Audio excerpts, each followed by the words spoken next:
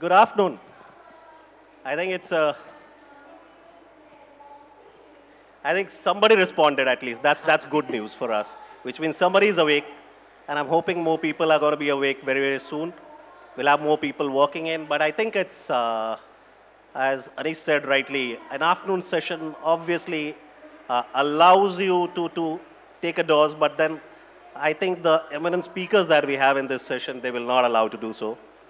They obviously will bring in perspectives around CX, which is such an important subject today if you look at from a perspective of where we are. We are at a very, very fine intersection of bringing the two worlds together, merging the two worlds together, and the lines are dimming between the both, where earlier you could have expected a different experience around a physical store when you walk in, which a lot of people still call as an experience center, providing different incremental experience there versus an experience on an online which was very, very subjective to what you needed and giving your perspective, taking care of your thoughts in mind, your ideas in mind. But today, you have to extend the best of the both on both sides. And keeping that in mind, this session, who we have amazing speakers, they come, and they're not speakers alone, mind you. They're all practitioners. They've been doing this for ages. They have all done for their organizations here and before that as well. They have gone through the whole journey of this evolution, and I'm sure they will bring in a lot of perspective around it. But before we start, I just wanted to ask a very, very basic question is what I wanted to start with, and the question was around what does this means to all of you? Maybe I'll start the question with Kiran in terms of saying, what does a unified experience means to you for your organization as a CTO? And for that matter, you might also bring in the perspective of a customer. If you had been a customer, what is your expectation from this experience? Yeah, thanks, Ranjan. Good afternoon. See, we are today living in a digital world and a physical world, having two different set of customers sitting in two different channels. So today, the kind of understanding of customer of who is on digital platform is much matured, and you know the customer, and customer patterns have been clearly monitored, and you will be having more information about customer, and you can create an experience accordingly. But whereas in a physical world, especially when it comes to a food industry and a QSR industry, knowing customer information, understanding customer is quite challenging. So then there is a gap created between your digital customers and your physical customers. So to make that gap down and how to bridge that gap, trying to create a uniform retail model in which a customer who is coming online or a customer who is coming into a brick and mortar have a similar experience and know the customer. From the customer point of view, customer should face the same offering. The customer should feel the same brand on both the channels, either it's a digital or in a physical. When it comes to us, we should know the customer if he is online or offline and try to give a better experience, know more about customer. So this is all about how we wanted to create that uniform model where you understand a customer, you know customer, either it's on an online platform or a offline brick and mortar platform. Sandiip, how does it changes, because you also run Fine Dine? How does it changes? What different matrices gets added to this? So what happens to us, we do a lot of food delivery. When we say food delivery, then the experience, what people are expecting in Fine Dine, same experience we cannot give it to them because they are eating in their comfort of their home. But at the same time, what is important is that how does the packaging goes? There is no spillage of the sauce or the curry or the whatever liquid items are there. So we do a lot of abuse testing.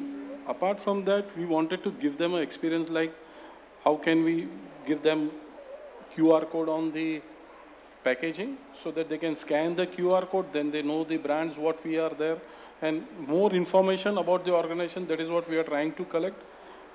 Based on what they order also, we want to know bit of predictive analysis where we can know what he's going to order next. So it's quite dynamic because our business, we have 16 brands and there are different cuisines. It's like an Oriental, Chinese, it's an Pan-Asia, entire food chain is there. Then we have sweet shops also, confectionery is there. So very difficult for us to, map those customer journey. That is where is the first priority what we are looking at. But that's a very, very interesting space, because if you look at when a customer walks into a fine dine restaurant, the expectation is so different. He's pampered. Yes. He's pampered in a very, very different way in a fine dine restaurant versus if he is ordered from home. How are you trying to, don't you feel that there is a challenge that's coming up? This customer is also seeking a similar experience if he's ordering online? See, we can't give that dine-in experience. That is of sure. Because that's a different ball game altogether. True. But what we are trying to give is that, can we give them timely delivery? Because if people will order in fine dine versus QSR, a bit of change is that people are ordering the entire meal. So your timely delivery is very crux of the experience what we have to give. As I said, we wanted to give them a QR code where they can get an experience of, by the time, once they finish the food. Now if they want to give feedback, it goes to aggregator, but not directly to the customer, to the people like us. Awesome. So that is where we are trying to bridge the gap and give them better experience through packaging or through offers, what we can do, not unlike Swiggy, Zomato, what they give, how we can personalize them. Okay. So Ritu, I'll come back from a fashion perspective. How is it different? Because obviously what will work for QSR or what will work for fine dining might be some amount of relevance might be there, but 100% relevance might not be there. You will have a different challenge. What do you think from your perspective? So for us, it's a lot to do with like the experience we create for the customer, whether they are online or offline. And coming from a fashion brand, I think like apart from, of course, trying to create the common experience in terms of, okay, making sure the entire collection is there or the same points or the, recommendation models. One shift that we are seeing, that we are trying to incorporate, we are still work in progress on it, is creating that customer's experience if they are offline to be able to get that online experience of what the product would look draped on them. For example, that's something which is really changing these days, where stores can create avatars of the customers and show them different products on them. And online, people want to get that look and the feel of the product. So again, there also we are trying to see how we can have those things. Like few brands have successfully implemented. We are still experimenting, but we are trying to do in our imagery, not just a plain image against a white background or things like that, but also try to create a slice of life images using AI models. Of course, it's not possible to shoot everything, or if possible to create those avatars. Like a fashion brands may not be doing it yet, but a lot of cosmetic brands are already doing it, where they're trying to let you try on yourself what the color of the shade of the lipstick would look like, or what a particular, hair product or a hair accessory would look like. A lot of jewelry brands are doing it. So that is kind of blending the online and the offline experience and making it the best of both worlds for the customers. Ulhas, now I'll come back to you. So Ulhas, I think your product, your brand, there's still a lot of people who are exploring and looking at the product online, doing the research online, but a tendency is high to buy offline. Are you seeing that blurring, or how is it changing? I mean, You couldn't summarize it any better than anybody in the industry. You've done it really well. So our problem is slightly different. We are a 143-year-old organization, right? And this market predominantly caters to a lot of people who want to physically touch, feel, and try it out before they buy. And the experience of interacting with the store staff, who then tells him, so, okay, this is your choice, this is your... So a lot of time there is a survival bias, which is why a person prefers certain things, right? So, but when you go to a store, you try out a lot of products, you see a different outcome. Probably, just to give you a quick example of a situation which I personally faced. So, I was in an event where we were actually having a roadshow of sorts for a lot of high-profile people. And a lady customer was in the store and she asked us, what are your lady collections? And we showed that this is what we have. And then she said, not up to mark. And she was about to leave. There was a friend of mine who's not from the organization, and she was with me, and she suddenly just calls that lady back, and she's like, let not the industry define what a lady's collection is. Industry defines ladies' collection with small dials. Simple. You take a look, just blindly take a look, try out a few watches. If you like it, take it. And she took one of the biggest dial watches we had.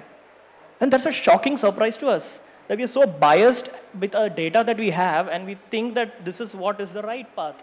So that experience is not yet completely merged with the current development of digital and e-commerce. Now the problem that we are also facing is our new age audience who are heavily on the digital front see us as a heritage brand. So we are far away from their perception or their interest levels. Now how do you bridge that gap? So digital helps bridge that gap.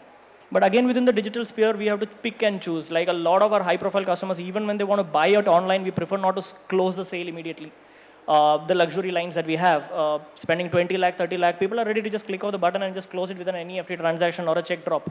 But we still prefer that we send some of our staff to their houses, visit them, understand why, ensure that they are very happy with the purchase before the purchase. So we don't want to make it transactional. We try to make it more experiential in whatever limited scope that we can.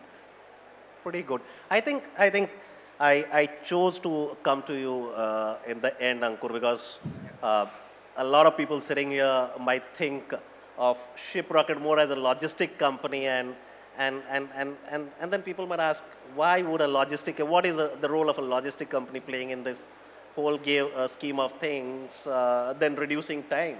But I think Shiprocket is no more just a logistic company. It's much more beyond that. Maybe you would want to delve in how you're solving these problems for others. Yeah, so what we have seen is like, a lot of brands are not thinking of digital and physical separately. It's kind of commerce for them. Like, kahin se bhi maal bik jaye, I want revenue. And what we have seen is like if you look at any consumer, he's spending time on Google search, he's going to Instagram, he's visiting a mall on a weekend, he's ordering from Blinkit. So he's present everywhere, and brands need to be present everywhere. What they need to do is make sure that the brand has same story everywhere. Like, if I'm discovering a brand on a platform, especially my new customer acquisition on any platform should be okay to me. Like, and the brand should be able to, showcase same values. So what we have done is we've created few products. Like recently, one of our products is called Shiprocket Promise. What we do is we kind of enable on the brand website a similar experience to what Amazon does or any other marketplace would do. Show delivery date, which is missing on any brand website right now. Like if I order now, ye mujhe kab tak milega? When will I get this product? We also ensure giving a same kind of refund policy. So even in digital, you see different experiences across different platforms. So unifying experience there. What we are also doing is even in retail, with our product Omni, if the product is not available in the store, consumers can place the order right now at the store digitally, and it can get delivered. So we see different opportunities to create a unified experience, for consumers. I'll come back to you last with my second question, which is, what all are you doing in terms of different touch points to be able to solve the problem of this unification? Because this is a complex problem to solve, and this cannot be done overnight. Right. It's a journey. Absolutely. So I think I'll just add on to what my colleague here was saying. The fact that what e-commerce today, fortunately, unfortunately, it's become a very transactional or quick commerce. The idea is to close a sale. The whole concept of experience is just gone out of the window. Little by little, proactive steps, yes, we have to take, but the industry needs to now rapidly figure out a way to evolve. How do we cater and transmit that experience back into the customers? So we, in little pieces, nits and gritties, however we could, we are trying to bridge that gap by actually doing roadshows where the sale is still closed on a digital front. So we go to some of the luxurious apartment, the high profile apartment. See, we are in the affordable luxury and luxury segment. We are not in the mass segment. But the brands which are in the mass segment, the moment they go into e-commerce, it becomes commoditized. It is that I just want to watch. I don't care what. I just want to watch in the next 15 hours because I have a function to attend in the 18th hour. So that becomes transactional. That takes the brand out of the focus. So what we're doing is we're going, for example, one of those things that we're doing is we're going to high-profile apartments, right? And we set up an entire boutique experience in their party halls. It's a mini boutique. We don't set up like a table and bench. It's like a complete mini boutique, and they just transform the entire place. We display the entire catalog of products, give a touch, feel, everything else. Obviously, in a boutique also, you can't display all the products. The sale closure happens online. We make the transaction part online. We try to do the immediate payments, everything else, the packaging, dispatch will still happen on probably a later date. But we still try to get that experience out to the customer in some form. Is it more because you cannot carry a POS machine or a cash till to that place and set it up, it's too difficult? Or is it more because you want to actually bring the digital and move the customer also towards digitally exploring your products? It's a combination of two things. Today's scenario is setting up a POS is the easiest thing to do. We can just take it, Wi-Fi connection is good enough and everything works. What we have seen is when we did this in these apartment settings, right, a lot of customers don't walk in with a pocket full of cash or a credit card. They come in, they just are exploring, they're in the swimming pool, they just walked into the party hall, and now they're excited about it. And the moment they go back home, they might postpone that purchase indefinitely, right? So we try to have the digital setup for catering to that, but a lot of the new age younger customers, what we have noticed is they don't like to be talked to too much. You don't want to keep asking them, so what is your choice, which color, which brand, or which size. They like to be left alone. A couple of questions, if they want, you entertain them, they're more than interested to answer. But those customers want to quickly see, try out if they want to try out, and then close it on the sale. They don't want to know whose card, how I paid it, what. The transaction is secured. So I think it's more of bridging the two generations altogether. It's not necessarily bridging two functions of business. It's not a digital and an offline that you're bridging. We are bridging the younger generation with the older generation. The Instagram generation versus the Facebook generation for us. We are not ready for the Snapchat generation yet, but that's the gap that we're trying to bridge. But I think, thanks Ulhas, I think from a Soch perspective, this would be slightly different because your customer segment is different.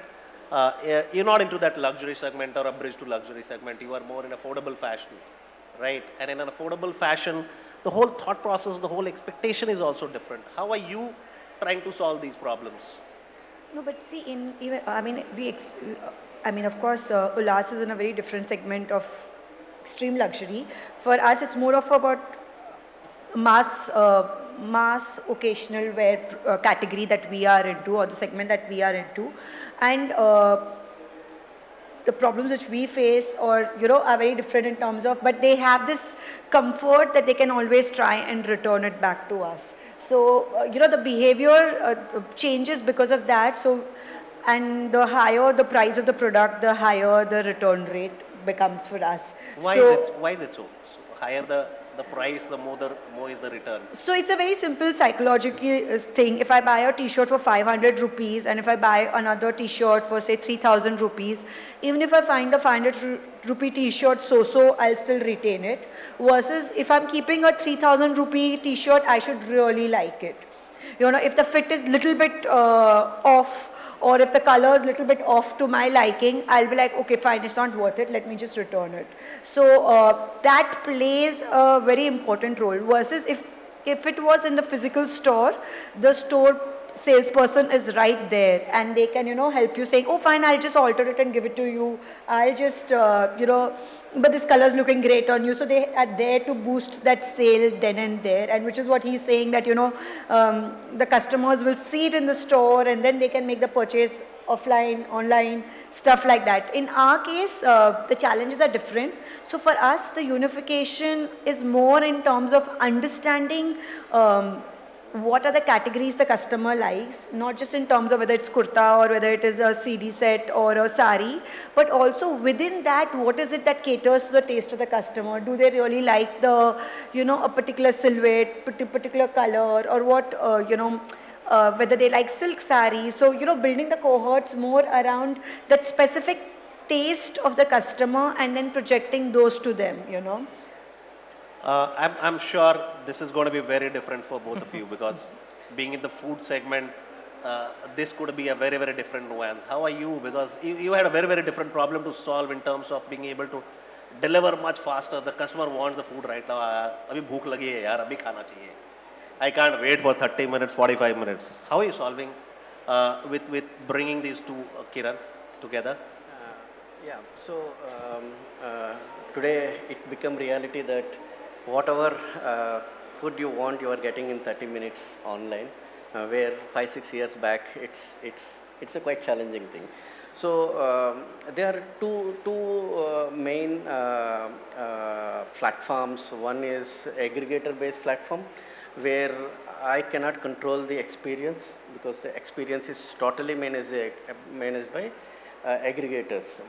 The second platform is our own channels, where you do end-to-end logistics, and you understand the customer and you take care of 360 degrees of that order.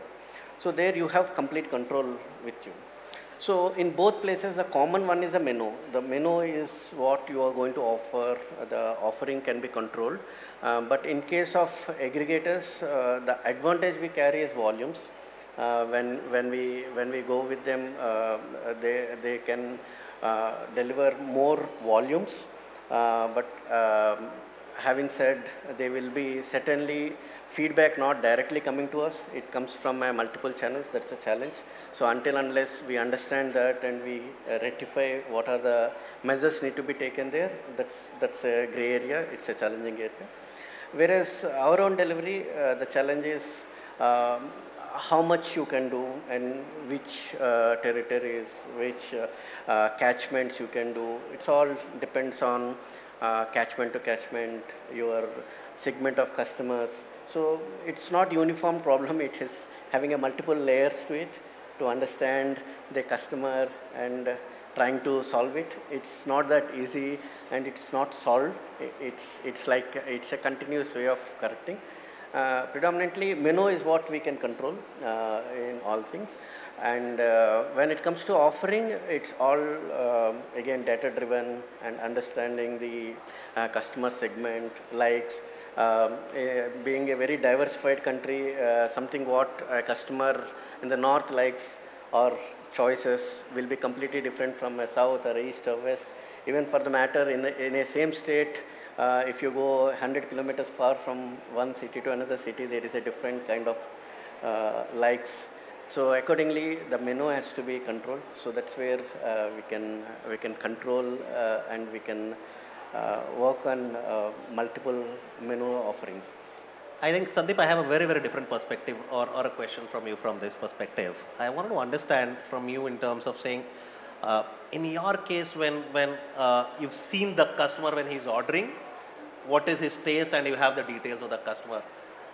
In a QSR as well, normally when the customer walks in, you take the order and then you deliver the food to them, right? Versus in a fine dining, it's a very different thing. You don't even know who the customer is and what his taste could be. He could order anything. How do you manage this diversity?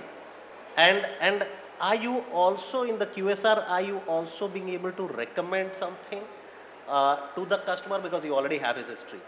Are you also validating that, being able to help out or decide and say, this customer normally likes this kind of this is a product that he's normally, because if normally they figure out if they walk in a restaurant, this is a product that they would normally order for. So to answer your question first was, like to bridge that gap to know what is the customer wants, we tell our chef to go on floor. So they go on floor, they try and understand by having conversation with them.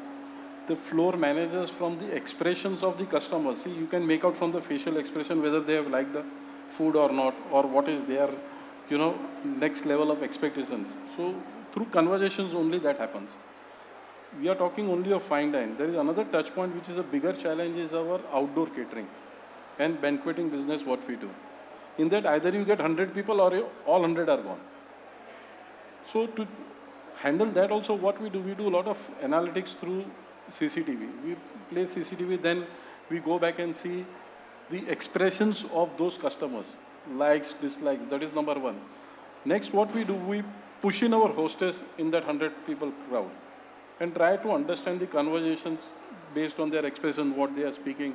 Then they give us the feedback, and this is how we try to bridge the gap. Coming to QSR, we are purely into sweet shops.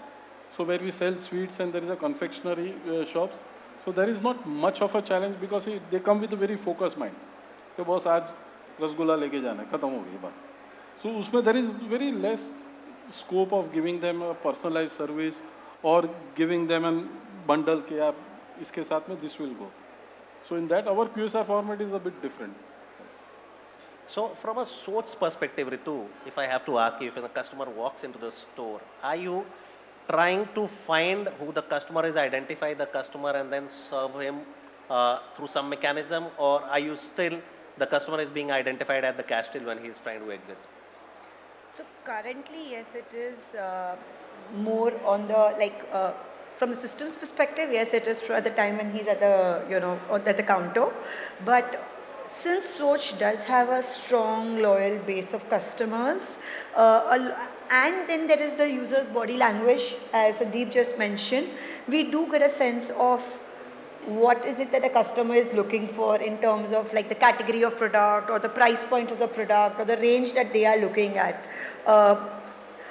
We are still working on building that unified model, so we're just implementing a new CRM system where we get that unified data of their online and offline purchases, so that even on the online systems we can leverage from their heuristic purchases and make recommendations accordingly.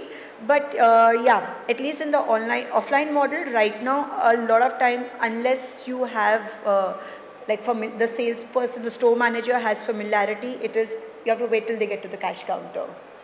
So thanks, Ritu. But Ankur, I'll come back to you in terms of, because you play a very, very large role in terms of being able to deliver a lot of, because the last mile is done by you. Yeah. That is where in the digital world, the whole experience, either, no matter how much I sell, if I don't deliver it right, if I don't deliver it on time, and the right guy goes for the delivery, the whole experience gets spoiled. Yeah. And you're representing the brand, and for you to be representing so many different brands and to be able to tailor-made or maybe customize some of your services to them, how easy or difficult is it, and how do you do that? So what we have done is we kind of have a lot of insights on our delivery data. We are using this data across our platform, to create specific, models that most of you would know. There is a concept called RTO in delivery, which is a customer would say that I don't want this order. So what we have done is we have built a front-end product called Shiprocket Checkout, where whenever a customer who goes to checkout, if he is a high RTO customer, he would not be able to place an order on COD. He'll always do a prepaid order. We also now, show estimated delivery timeline during the checkout on the product page itself, so that the customer knows beforehand that if I order now, when will I get it? The other thing that we also think, lot of brands are spending a lot of money to get customers on their website or even in the offline world. What is a way that we start collecting information about these customers even before they make a transaction? So that, because it's very hard to make a transaction on the first time you interact with the brand. So can you create engagement tools, send them brand messages via newsletter, via email, WhatsApp campaigns, get them signed onto the brand. And we have seen a lot of brands do get conversion second or third month after you get this. So, this array of things that you do, to make sure that the customer is sticking with the brand, because, customers come in, it's like a hoarding for them. They come to your website, come to your store, and they forget about you. You need to create tools to, give them retention call, why don't you come back? Now I am doing this. Maybe last time you come to my platform, you were not able to find this. I have the stuff again. Awesome. So I think I'll quickly switch over, because switch from here and move more towards, because the whole experience cannot be delivered by us alone. No retailer can ever deliver this entire experience, because we don't control everything end to end. We need a lot of partners to be able to play a role in this space. What kind of different roles, and I'll come back to each of you in terms of understanding what kind of different roles each kind of partners play in this game, because there is only a limited thing that is controlled by you. And I'll quickly jump to Ulhas, you, and then move from there. Sure. So from a partner point of view, in the digital sphere, right, there are a lot of partner involvement because it's completely disconnected as a brand. From a brand's point of view, you are very far away from the customer. You don't know who the customer is, you just profile him. But in a retail store experience, the profiling is very different. You know exactly who the person is, what are his choices, what are his tastes. So be it the logistic partner, be it the payment gateway, be it your digital marketing channel partners, whomever you're using for digital marketing, it's an entire unification of sorts that you need, which still brings the retail experience into the core. But unfortunately for the space that we operate in, there is one challenge that we kind of keep coming across is basically something called as a survival bias or the algorithmic bias. The top sellers keep getting pushed to be the top sellers. If true fashion brands operated in that algorithm, trust me, there will be only blacks and whites left in the e-commerce platform. I mean, nothing else would be there. Your best products are not necessarily the top selling products. You might have put so much more effort to make some of the best products, which just gets lost in this data. In the scheme of data, it does not just show up because it does not have the volumes, it does not create the revenue, the story is not told. So for us, storytelling becomes critical. Just to give one example, one of these roadshows which I was mentioning, a lady came in, walked into the store.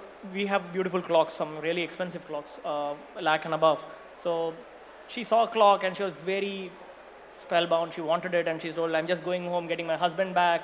And in the meantime, another person walked in and they also liked that same clock and they ordered it and they took it home. And when this lady came in, we were just still loading another piece. We had another piece, obviously, but from the back end. And she asked, what happened to it? It told, one lady is bought it, but we have a fresh piece for you, ma'am. You don't need it. Just not even taken out of the box. So it's even fresher than the one which is locked. She looks at us and she looks at the clock and she's like, no, I don't want it. And I'm like, why? I stay in an apartment where another lady has the same clock. Just imagine somebody walks into our house, sees a clock and then comes to my house. I'm like, who thinks of something like this when you're on the digital sprint? I mean, for us, something that's sold is what you promote more for selling more. So I think that's somewhere we need to little break free from the regular trend and probably fine tune ourselves into fitting in a more sweeter space. But otherwise, every partner involved adds a lot of value from a data point of view. But the missing data is what we're looking for, which is something that we need to work on. So a very, very curious question, Ulhas. So have you started, what is it that you have done to be able to inform to a customer in a community saying, hey, there's somebody in your community who's already bought this same watch. Do you really want to still buy it? So in the watches segment, actually communities play a big role. If you've spent a few couple lakhs on a watch, by default, you will have another friend. By word of mouth, you become part of a lot of watch enthusiast community. And that's our strength. A lot of high-end watches play in the limited edition and are successful because of that. That I don't want something that everybody has. I want something that is rare. In a sense that I know that a lot of people are endorsing it, but even if I like it, probably I will wait a few more months to take the next edition so that at least I leave these guys behind. So these are people who you feel that they have arrived already. So they need to make a statement out of the product that they buy.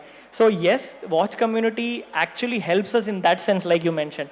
But on the clock part, it's still a little difficult situation because it's a very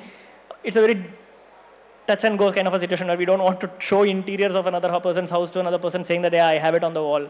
But yes, amongst the friend circle, they prefer not to buy the same call clocks. They prefer not to have the same decor at home because then they know you most probably went together and got a good discount for it.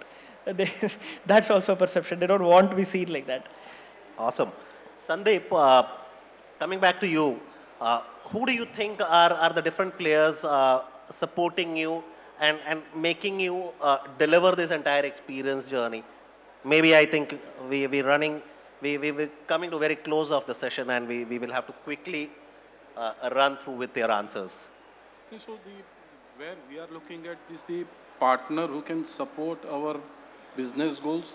We should know what are our pain areas, and that's what is the entire crux of our business where it is. It's not only just delivering the products or the solution.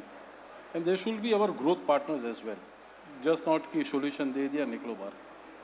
So that is But what helps you to take, how do you take the, sorry I'm cutting you, but how do you take that decision? When you identify a partner, what all do you look for in a partner? See, first of all, whether he knows our business or not. भाई कुछ website पढ़ के आया क्या नहीं? So we have experienced that good amount of partners, they don't even know what is our business and they just walk into for discussion. So based on that, that is the first a point which we pick up from the partner. Then, like, have they done some homework about who are our competitors? Can they give us a competitive advantage over our competitors or not? Who are our likely customers? See, those things, if you want, you can do it and the data is freely available. It's nothing rocket science that they'll have to do a research. They have to partner with us for 2-3 years and then only they can do it. Awesome. So I'll come to you, Ritu, for the same question in terms of saying, how do you decide partners, one, and two, who do you think are the partners who play a big role in terms of you delivering this experience? So I think in e-commerce, we are predominantly dependent on all our partners. We're not talking only about e-commerce. We are talking about unified commerce now. In unified commerce also, like one of course is our tech partners. The speed, the look and feel, the availability, everything has to be bang on. Of course the payment partners and all the regular ones, but I think the other thing that is really shaping things these days is the speed of delivery and the imagery. So we are now becoming more and more dependent on our AI partners for creating better imagery. And on for the speed of delivery, of course, there is, our store partners, like internal to the organization, but not just them, it's also the mall partners, like somebody was mentioning, because a lot of malls don't allow the delivery boys to go to the store at a particular time, and therefore the omni support is not there. So I think, the logistic partners, the store partners, the mall partners, all of them also play a very, very important role in bubbling up our products and giving that good experience to the customer. I'll quickly move to the last question which I had kept, and this is a blue sky for all of you to paint. And I would want to start with Ankur, with you, in terms of saying, where do you think this whole journey is going to be 3 years from now? Yeah, so in my opinion, 3 years from now, you will see talking very less about what is physical, what is e-commerce, what is commerce, what is total commerce.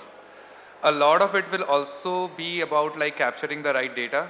How is your customer interacting on your website? How is he interacting on, say any other platform in your in-store? And then giving them an experience, as our colleagues mentioned, if I know that this customer has this size of a shirt from his online experience, I should be able to give him a very different experience when he's in my store, because he's visiting.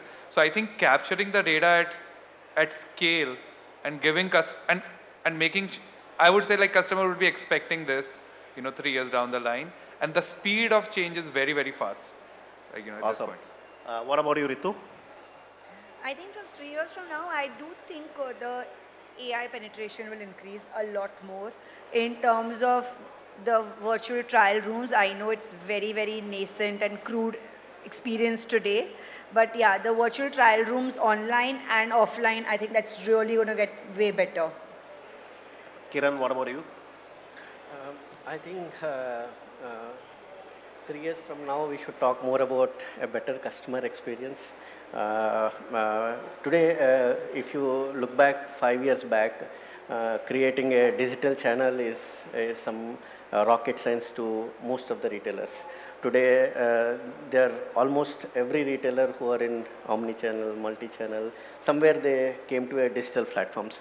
Now I think from now it's more of creating more customer experience, creating uniform customer, knowing your customer, using AI and whatever the advanced tools which suit for their business, and make sure that we reach to that experience level. Sandiip, what about you? So I see greater emphasis on privacy of the customer data, which is the crux as of now. And the other thing I will say is that real-time predictive analysis of the customer needs. I chose to come to you last, Ulhas, because being a legacy brand, you've already seen a long journey, and for you, 3 years may be a very, very short time. Very true. Very true. 3 years, I don't think much will change in our scheme of things, the way we look at things. We would move quite slowly. We would still wait for a lot of others to adopt to innovations and technology before we adopt to an external innovation. We prefer to have internal innovations first. That's the Japanese ethos, how it works. But that said, I think for us, we would still, while unified, digital and physical will still be disconnected of sorts, because in our minds, it's something that's very clear, is we are catering to two different audiences. It is, while we want to unify the experience, today, the catering might be because the customer is not able to go to a store because he's seated out of a tier 2 city, he does not have a store in a city, he has to probably choose online. That is something that we want to get out of the way. But if a customer genuinely prefers not to walk into a store, he does not want to interact, he's done his research online, he wants to close the transaction, so be it. We need to encourage that as well. But then there's other set of customer who's still the generation that we are all in. I think we are all reached a saturation level of online ordering that even for the sake of it, we might just walk into a mall just to spend an entire evening without probably buying anything, but we are just saturated of the online presence of digital. So that experience also is going to be a value add. So from our scheme of things, like Ritu rightly mentioned, might be, we will be definitely working towards AR as a very critical medium. But we can't bring in complete technology because that will distance our older customers who are loyalists. And we can't neglect this thing then. So we are at that loggerheads to figure that too out, like rightly mentioned. But I think it's a good space to be in for the next 3 years. A lot of change happening across, and I think unification will be a very critical aspect for us as well. Awesome. So I think one question is very clear. So it's which is coming out very, very clearly is it will mean unification of this online to offline and offline to online is going to mean very different for every player. Every brand has to choose their own journey. It is not going to be the same for any two similar looking brands, same price points, same category, same segment as well. So it will be, everybody has to choose their own path. Everybody is at their own maturity level today. And I'm sure everybody will find their ways. And this is only going to keep evolving over a period of time. With this, I thank you so much all for joining with me on this session. Thank you so much. This was phenomenal talking to each of you and learning from your experiences. Thank you so much.